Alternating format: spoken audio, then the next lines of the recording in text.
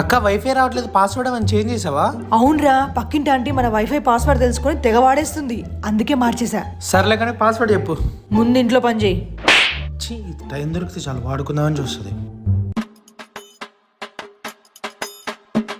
Password చెప్పు. ముందు ఇంట్లో పని చేయి. ఇప్పుడైనా పాస్వర్డ్ చెప్పు. ముందు ఇంట్లో పని చేయి. నీ అమ్మ, ఇంకెంత పని చేయాలి?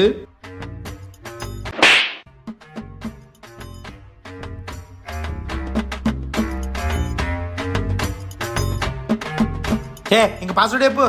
ముందు ఇంట్లో పని చేయరా.